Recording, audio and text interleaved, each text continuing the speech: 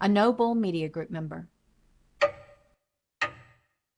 The world is very different now, for man holds in his mortal hands the power to abolish all forms of human poverty and all forms of human life.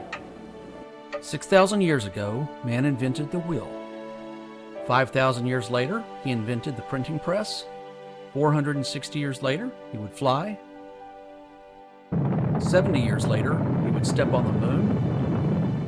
And 8 years later, he would send a spacecraft beyond our solar system. Today, we have computers which can think for themselves and robots that can dance. Properly utilized, today's technologies can bring an end to poverty, hunger, and even the need to work, or to make bombs that will end all life on Earth. Will we destroy ourselves or come together? It is now 85 seconds to midnight. This is the closest the world has ever been to midnight. Join Joe Carvin as he explores these questions, because mankind is on the hinge of history.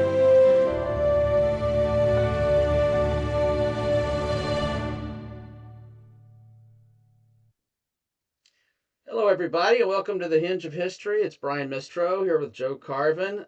Good to be back with you, Joe. It's going to be a fun discussion today. And for those that are following along, I don't know if you're watching it on X or YouTube or where you might be watching it, but hopefully you're enjoying it. And please subscribe to what we're doing in the channel. So, Joe, of course, I already know the answer to this question, but what are we going to talk about today?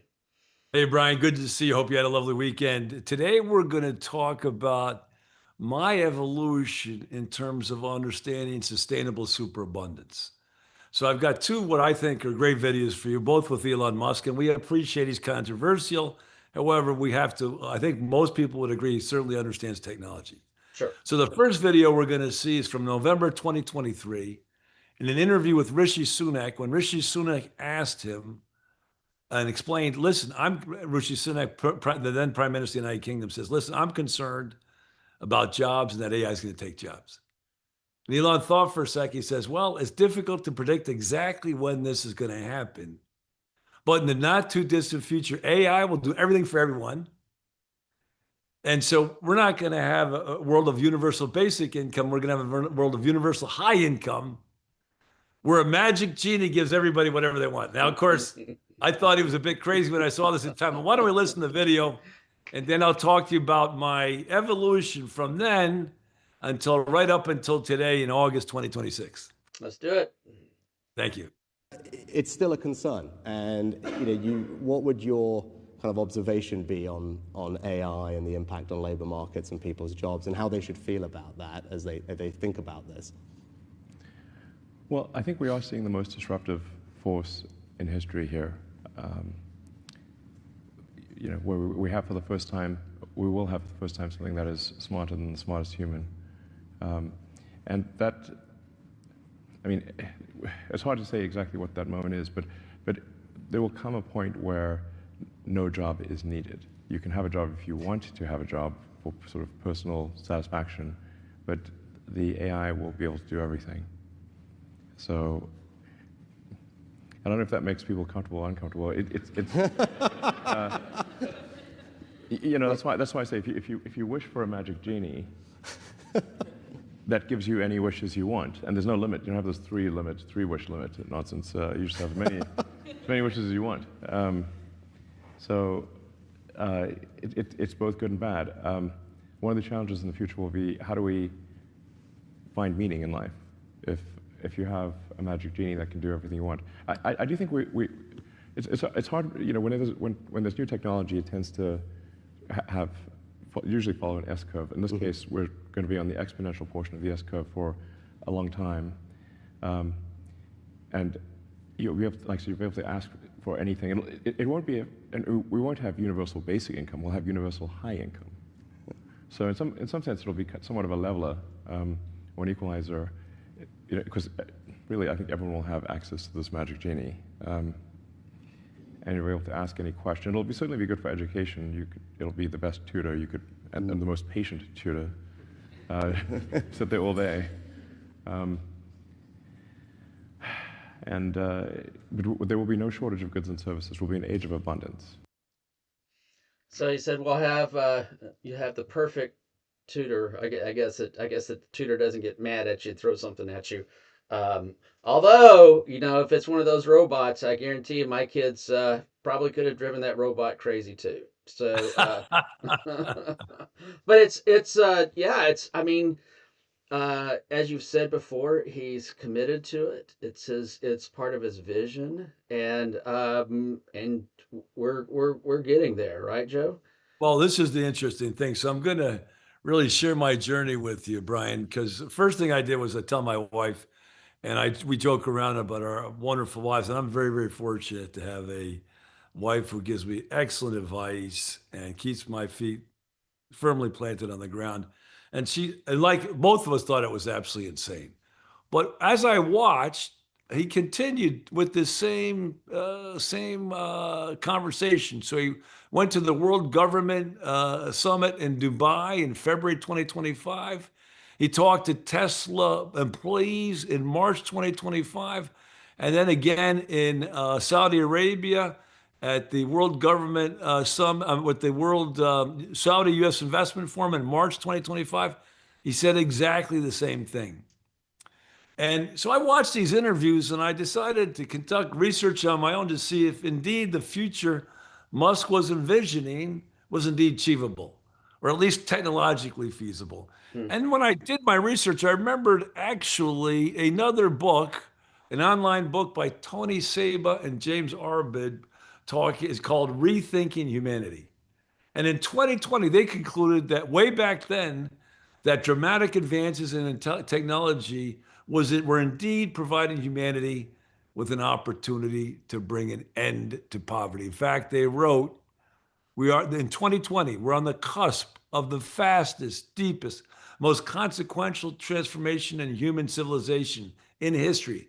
A Hmm. transformation every bit as significant as the move from foraging to cities and agriculture 10,000 years ago. Sound familiar? Remember Yeah. we talked about last week, Agent Mm-hmm. Kotra. We Yep. have We have the opportunity to move from a world of extraction to one of creation, a world of scarcity to one of plenitude, a world of iniquity and predatory competition to one of shared prosperity and collaboration. This is not then another industrial revolution, but a far more fundamental shift that is beginning the third age of humankind, the age of freedom. And they just Hmm. recently published another book called Stellar, A World Beyond Limits and How to Get There, where they talk about the rapid decline in prices for solar, wind, and battery power. They suggest that we probably can energize the whole of our electric system with renewables in the book. And they also talk about the cost of labor coming down in that book. So a lot of the same kind of themes as Elon Musk. So ultimately, Musk has been making the same point for a long time. He's doubling down. And more recently, he had, as I wrote the book, I finally understood. And I think, if I'm honest, he's understanding better how it can happen as much as we are, right? I Right. mean, remember Yeah. 3 years ago. So basically, what he's concluded is that AI plus robots will do everything for everyone. So he concluded that 3 years ago, and it's even more pronounced today. Remember, we talk about 4 types of AI: perception AI, generative AI, agentic AI, and the next one is physical AI, robotic AI. And that's the one that's developing. So and my big question always has been, where am I going to put all the AI? Well, right now it's in our computer, but I think eventually it's going to be in robots. I do And then too. you can Yeah. imagine, right? Yeah. And then Yeah. you can Yeah. imagine, as he says, what's an economy? What's an economy? Ability to produce goods and services.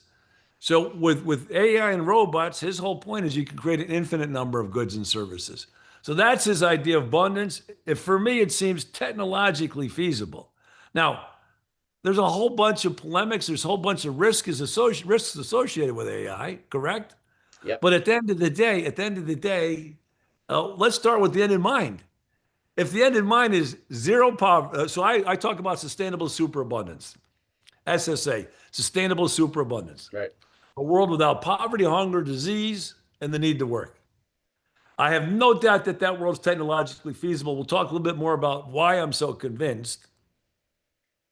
But at the end of the day, if we're going to close down data centers, if we're going to boo Eric Schmidt, shouldn't we have the end in mind? Isn't there a way to get there? And there's no doubt in my mind there's a way to get there, Yeah. but it's going to require unprecedented global cooperation, an urgent need to change a lot of the things we do and the way we work. But before we get into that conversation, which I want to do with you, Brian, let's look at that second video, Okay. which is 5 days old.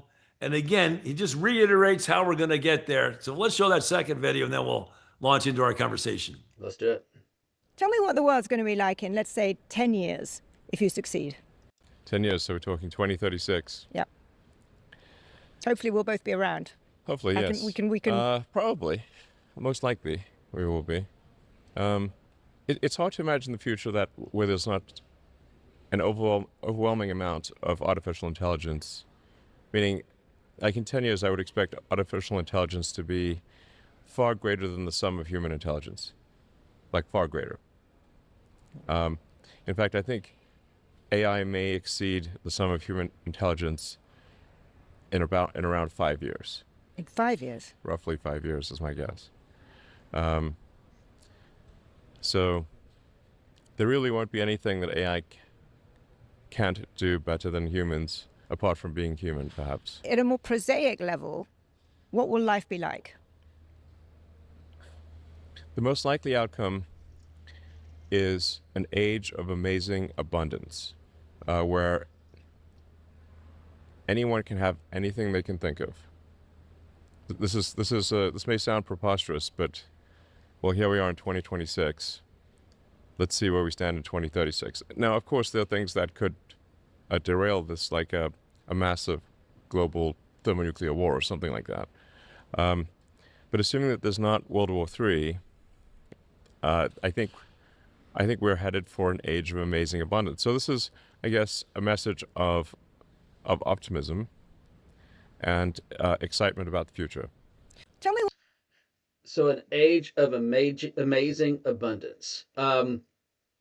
He keeps saying the same thing over and over, Joe. It's he believes in it. I mean, I guarantee you, there's no doubt in anybody's mind, whether you agree with him or disagree with him, he believes in it, right? I mean, he's put his money behind it. He's consistently giving interviews about this and so forth. And he said too, and we've talked about this a little bit, but he said 5 years, and it exceeds human intelligence. So So let's just drill down on both those points for a second. So firstly, he's been enormously consistent since he had an insight then, but I think the insights are even greater today. His level of confidence is even greater today. But again, what did he say? He said, an age of amazing abundance where anyone can have anything they can think of. Yeah. Anything you possibly want. Crazy, right? I mean, crazy. So we'll all be spoiled to death. The second thing, now, how are we going to get there? And that's why we're doing today's show. Some people might say, oh, Joe, you're repeating the same thing. That's fine. I want to establish a baseline. And we'll talk about that baseline in a second. That baseline is SSA, Sustainable Superabundance. And if everybody's agreed that we're technologically feasible and we're all talking about it, that's fine. But I want to establish a baseline because no one's talking about it. That's but right. The second thing I did want to talk a little bit, there's two things I want to talk about in today's show. One is the baseline, and two, how are we going to get there? What was interesting, he says not just that AI is going to be, most people are expecting AGI, artificial general intelligence, in 3 to 5 years. Yeah. Okay. That's when the AI is smart as you are. And again, right. Our definition is autonomous, right? Yeah. Your AI and my AI is much smarter than we are, knowledgeable than we are, right? Much more knowledgeable than they are. But ultimately, they become autonomous, capacity to think, strategize, right? So they become autonomous with AGI. But ASI, no one's expecting that in 5 years. ASI is artificial superintelligence, where machine intelligence exceeds the whole of human intelligence, the whole collective, every one of the 8 billion, you add it up. and machine intelligence, now he's saying that in 5 years. That went right over the interviewer's head. But that's pretty crazy, no? Yeah, that it's amazing. I mean, if that happens, wow, what a world we're going to live in. Right. Well, again, and look, Imagine, as he said, I would be presumptuous if I could think that I'm going to tell the AI what to do. It's like the chimpanzees telling us what to do. Hey, we're still eating bananas, but the chimpanzees aren't telling us. We're going to be the chimpanzees. Right. And so it is extraordinary. It really, really, really is difficult to get your head around these concepts. And that's why we say we have 1,000 days, 3 to 5 years to get the AI aligned with human values. And we'll talk about the values. So one thing is that superabundance with AI in charge. But the second thing is, and the reason I'm doing this show today is because the contours have come into place as we've been discussing. This is our reality. Have no doubt, whether it's 5, 10 years, it doesn't make a difference, right? He made Musk, Elon's always a little bit aggressive in his timing. Let's assume it's 10 years' time. But the bottom line, in the next 10 to 15 years, we will live in a world that's replete with super artificial intelligence, right? Yeah. Artificial super intelligence. What kind of world's that? What's our role? We're not going to work. So we need to think about life purpose. What kind of role do you want for Brian in a world of super intelligence where there's every good and service is produced to the maximum? How does that change your view of life, Brian? Well, I think, and it was Elon Musk too, who I think brought this up, was you have a job if you want a job, right? It's Exactly. so what's your meaning in life at that point? What you could say is both a humongous positive, or you could also say that could be a humongous negative, right? Correct. But and that's why this is called the hinge of history, right? Because we bounce it around Absolutely. both ways. Yeah. Exactly. And so the again, let me ask you a tough question. Let's assume, for argument's sake, we now live in this world of superabundance, right? Superabundance where your family, your children, everybody receives everything they can think of. Right. Would you still do your show? Yes. I think I Right. would. Yes, I I would, actually Kurt. think I would. I know I'm here. You guys got me for the next 50 years, baby. Right? If you're there with me, I'm there. Yes. Why not?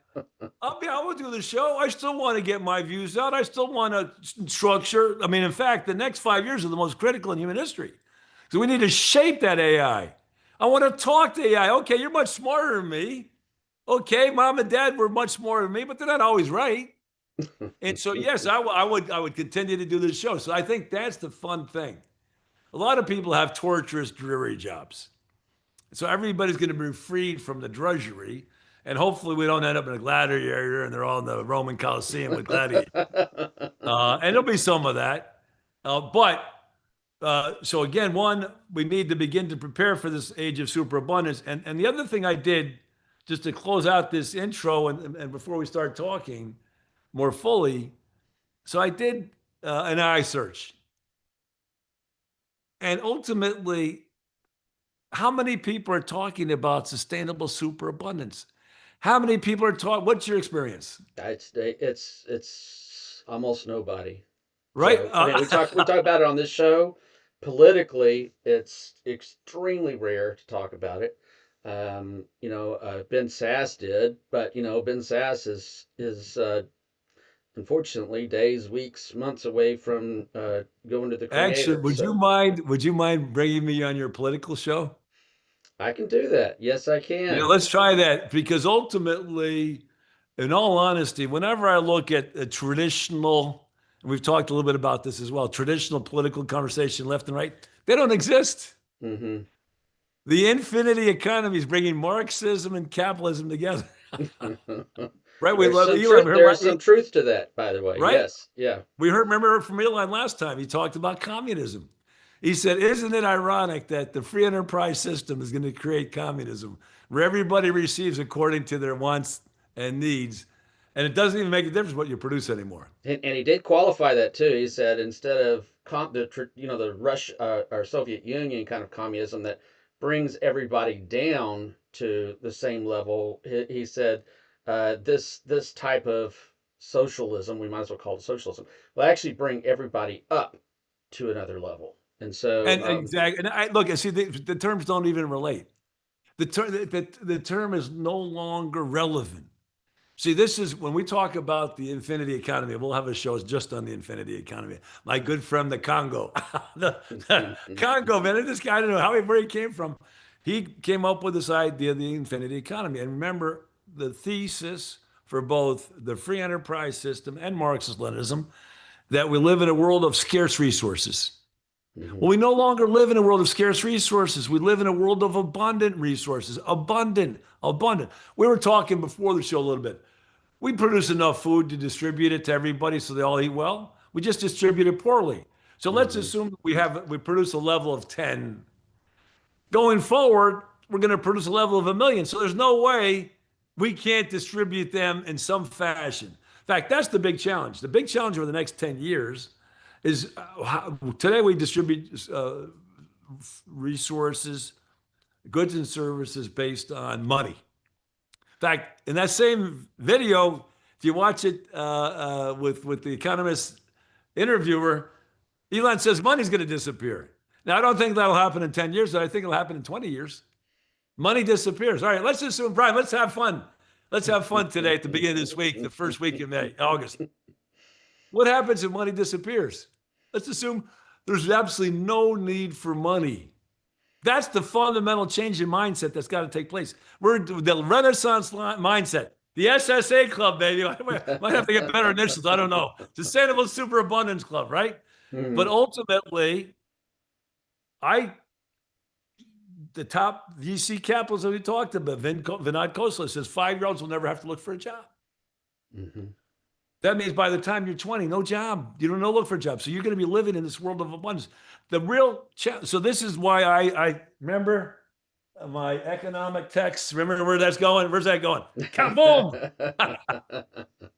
Kaboom!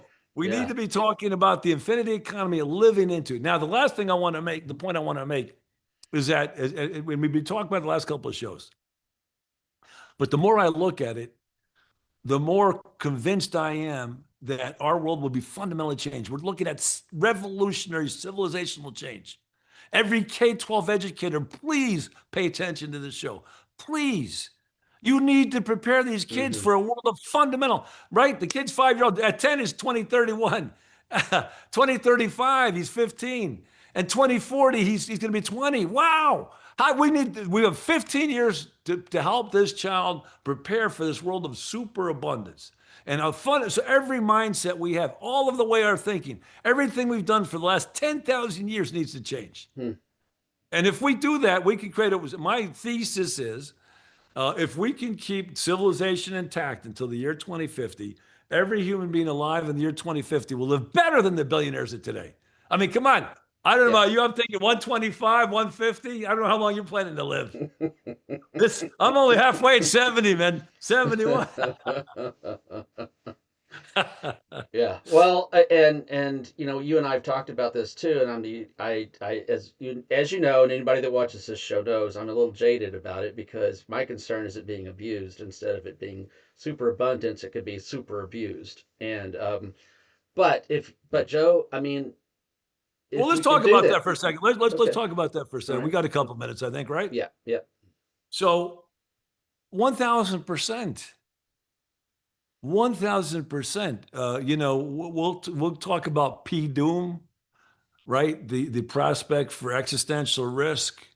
We've talked a little bit about it. Elon and some of the top people talk about a 15 to 20% existential risk. Jeffrey Hinton's the other one. No one knows for certain. There's others that say it's 100%. If you build it, we all die is the name of a book of another gentleman. But I think the biggest risk, and I think Demis Hassabis agrees, is some idiot. Because remember, what we're doing is empowering individuals, dramatic increase in the power of the individual in smaller groups. Right. So if a small group or individual wants to unleash a pathogen across the world, it could be devastating. And so ultimately, there are huge risks. In fact, and this is where the big challenges we need to begin to prepare for, because individual rights, right? Are we going to need Big Brother to keep everyone in line? right? One or two people could destroy the whole of humanity, Yeah. really. And this is, I see there's a number of big challenges. In fact, the other one I like to talk about, and Ray Kurzweil talks about the singularity that will be we're fast approaching. Yuval Noah Harari said the same thing in his book Homo Deus. They both believe that death is a technical question. So if you don't want to die, baby, you can rock and roll forever. You ready to rock? I'm ready. I'm only throwing another 100 years anyway. What's an interesting question, though, to never die. But, if I put a gun to your head right now, I said, Brian, do you want to live forever? Or would you like to have the opportunity to pass away? Hmm. And you've asked me that before, and I have a great hesitation because, again, would I love to live forever? Maybe. But at the same time, there's people that I think this world's going to be a whole lot better off when they die. So, Well, that's, I this mean, is the whole thing. that is part of the reality of that question, right? Yeah, Because there's nobody that's ever been able to live forever, right? right. So that's why it's a hard question for me to answer, not because I wouldn't want to, but because I don't want Well, them but to. even on an individual level, if you ask me on an individual level, and I've given this I think I'd take, I'll take another 100 years. Right. But, I don't know that the next stop's not better, right? It could be. Yeah. It could be. I mean, would I want to completely forfeit the opportunity to move on to the next level? I haven't made that decision yet. I think I could, I could probably have more fun for another 100, 150 years, get a new body, rock and roll a little bit. But but in terms of living forever, that's a tough decision. It is. It would be a very tough decision. And realistic, I know we're out of time here, but I'll say this as the biologist and chemist. We're close to that technology. We have the ability to regrow, different types of body parts, and I mean, our knowledge of this is getting real close, and AI is going to expedite that a millionfold. So that's a good possibility. That would be a fun one to discuss, For sure. Sure. over a drink or a cigar or something, as my good friend Bill would say. Or our good friend Bill actually would say that. But I Yes. don't know. I don't know. Everybody, thank you for joining us today. I don't know where you're watching this from. If you're watching it from YouTube, or if you're watching on X or Facebook, or where you're watching it from, but please give us a follow. If you like what you're watching, then press like. If you've got a question for me or Joe, feel free to ask it. We'll talk about it on the air. We always will. And this is part of the programming. And I will say this is one of we do a lot of shows on this media group, but this is actually one of my favorites. And Joe's a big part of that because just his knowledge base in this stuff is amazing. And this reality is coming, whether you want it to or not. As Joe has said, and he called the show The Hinge of History. So thank you, everybody, for joining us. Joe, it's always a pleasure. Thank you, Brian. Everyone, we will see you again on Wednesday. So thank you so much for joining us. You've been watching Joe Carvin's Hinge of History. The No Bull Media Group is available on all major social media platforms. Make sure to give us a follow where you can watch this show and many others. A No Bull Media Group member.